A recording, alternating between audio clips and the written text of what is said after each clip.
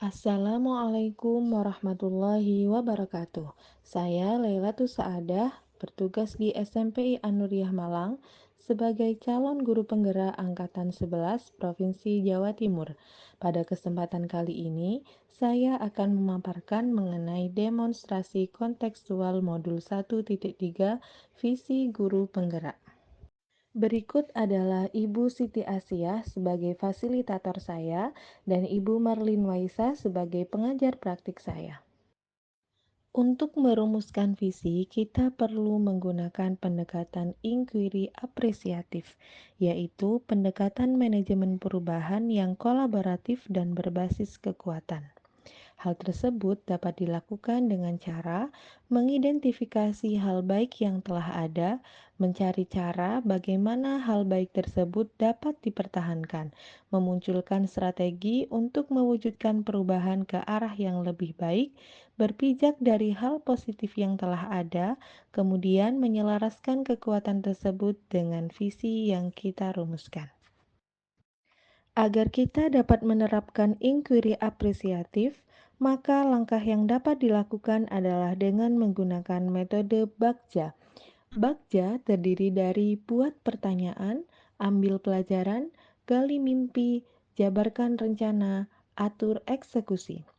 Buat pertanyaan berarti untuk menentukan arah penelusuran, kekuatan, aset, potensi, peluang.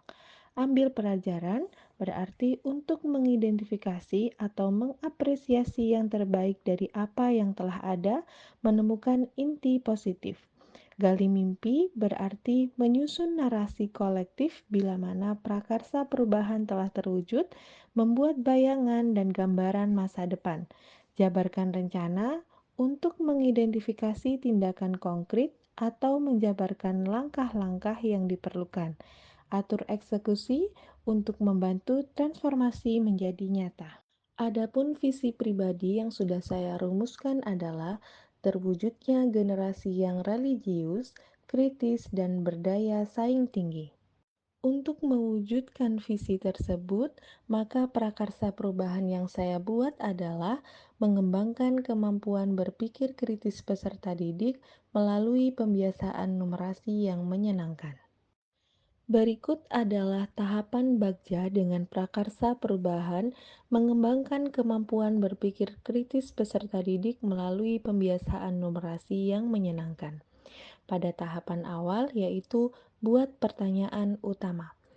Pertanyaan yang muncul adalah apa yang harus saya lakukan untuk mengembangkan kemampuan berpikir kritis peserta didik melalui pembiasaan numerasi yang menyenangkan?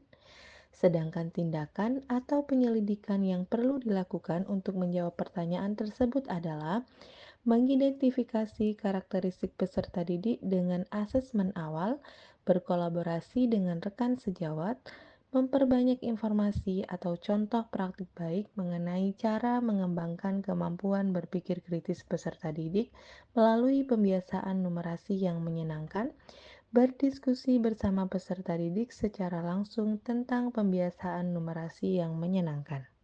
Tahapan yang kedua adalah ambil pelajaran. Pertanyaan yang muncul adalah, siapakah teman sejawat yang telah menerapkan pembiasaan numerasi yang menyenangkan? Aktivitas apa saja yang dapat dilakukan untuk mengembangkan kemampuan berpikir kritis peserta didik melalui pembiasaan numerasi yang menyenangkan? Keterampilan apa yang sudah saya miliki dan membantu saya untuk mengembangkan kemampuan berpikir kritis peserta didik melalui pembiasaan numerasi yang menyenangkan?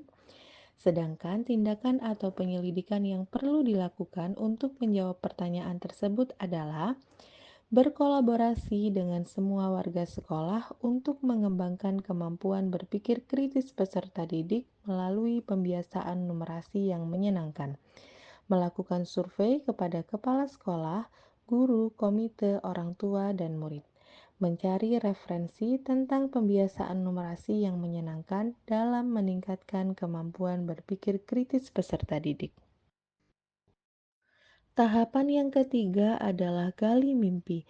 Pertanyaan yang muncul adalah, apakah kebiasaan-kebiasaan baru yang saya bayangkan terjadi jika pembiasaan numerasi yang menyenangkan telah berjalan dengan baik? Tindakan atau penyelidikan yang perlu dilakukan untuk menjawab pertanyaan tersebut adalah melakukan refleksi setelah melaksanakan proses pembiasaan numerasi yang menyenangkan, menuliskan kegiatan pembelajaran yang telah tercapai ke dalam jurnal, membuat daftar keterampilan baru yang akan saya peroleh melalui proses pembiasaan numerasi yang menyenangkan, membuat gambaran sikap dan respon peserta didik atas kesalahan yang mereka buat. Tahapan yang keempat adalah jabarkan rencana. Pertanyaan yang muncul adalah, apa langkah paling sederhana atau langkah pertama yang bisa dilakukan untuk mengembangkan kemampuan berpikir kritis peserta didik melalui pembiasaan numerasi yang menyenangkan? Apa langkah terobosan yang bisa dilakukan untuk menguatkan praktek di kelas? Tindakan atau penyelidikan yang perlu dilakukan untuk menjawab pertanyaan tersebut adalah membuat daftar pertanyaan-pertanyaan untuk berdialog bersama peserta didik tentang pembiasaan numerasi yang menyenangkan, melakukan dialog atau penjajakan bersama kepala sekolah dan guru mengenai program atau kegiatan penguatan, merancang pembelajaran berbasis pembiasaan numerasi yang menyenangkan, memahami karakter, bakat, dan minat peserta didik sehingga dapat memaksimalkan potensi mereka. Tahapan yang terakhir adalah atur eksekusi.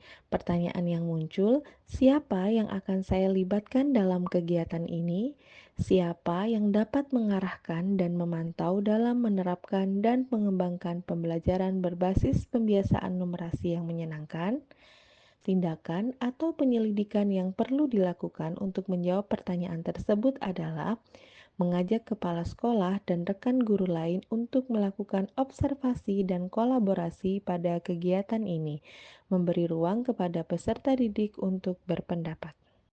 Demikian pemaparan saya mengenai demonstrasi kontekstual modul 1.3 Visi Guru Penggerak.